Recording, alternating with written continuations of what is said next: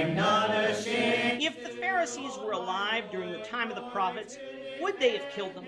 This is the question that we seek to answer today as we continue our verse-by-verse study of the book of Matthew on walking through the Bible. Glory of his cross. If you have a Bible with you, you can turn to Matthew chapter 23. We're going to be reading from verses 29 to 39. If you don't have a Bible, don't worry. Just follow along with us on the screen. The version that we'll be reading from is the New King James Version.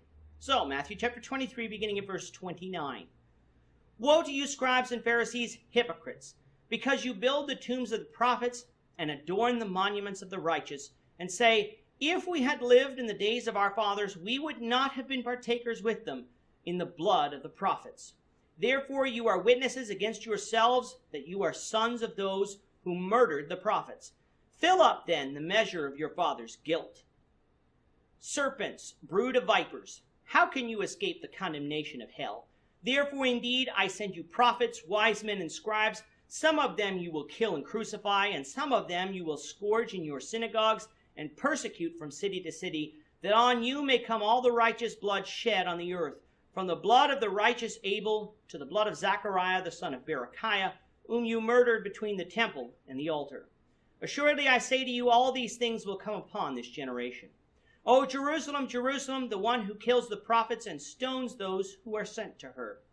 How often I wanted to gather your children together as a hen gathers her chicks under her wings, but you were not willing. See, your house is left to you desolate. For I say to you, you shall see me no more till you say, blessed is he who comes in the name of the Lord. In this chapter, Jesus pronounces 7 woes on the scribes and Pharisees specifically, and 1 extra woe that is meant for them, but he didn't call them out by name. For discussions of the first 6 woes and that extra woe, we refer you to lessons 114 and 115 in this series. So now we come to the 7th and final woe, one that is especially damning. He called the scribes and Pharisees hypocrites for building up the tombs of the prophets and adorning the monuments of the righteous. What was wrong in doing this? It wasn't wrong necessarily with decorating the tombs of the prophets, but they were not doing so because they accepted the prophets or followed their teachings. No, they did so to appear righteous. They boasted in themselves, saying that if they had lived during the times of their fathers, they would not have been partakers in the blood of the prophets. What an easy thing to say, for it can never be tested. But their actions of that day contradicted that statement, for they were about to have Jesus, one of God's prophets, put to death. We need to be careful of a similar statement saying to ourselves that if we were alive at this time, we wouldn't have been part of the crowd yelling at Pilate to crucify Jesus. How could we possibly know that? We should hope that we wouldn't be part of that crowd, but it is quite arrogant given that Jesus had so few followers that we can say for certain that we wouldn't have been part of that crowd. Getting back to the scribes and Pharisees, though, they rejected the words of the prophets, for they had developed traditions around doing what they said. They rejected John the Baptist, even though he was a prophet from God. And they rejected the greatest prophet of them all, Jesus, the Son of God. And in 2 chapters, we'll have him arrested and killed. The Pharisees, by their very actions, would almost certainly have gone along with killing of the prophets of old, because they did so in their current lives. They were thus hypocrites for worshiping the prophets, yet rejecting what they say.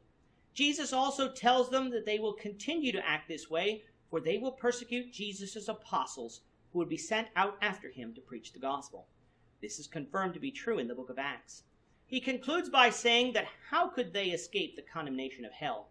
This was not a question that was meant to be answered, for it is quite evident that since they wouldn't accept Jesus, they would remain in their sins and be condemned by God into hell. Those woes conclude Jesus' teachings among the people in the temple, as chapter 24, verse 1 will show us.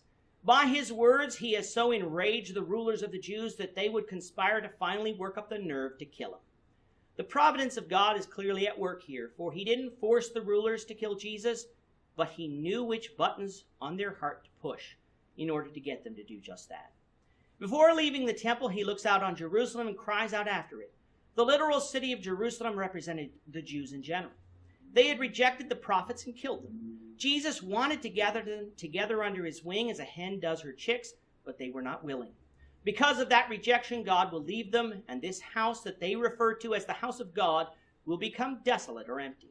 It would be another 40 years, but the temple in Jerusalem would be destroyed and has never been rebuilt to this day, a constant reminder that the only way to God is through Jesus Christ.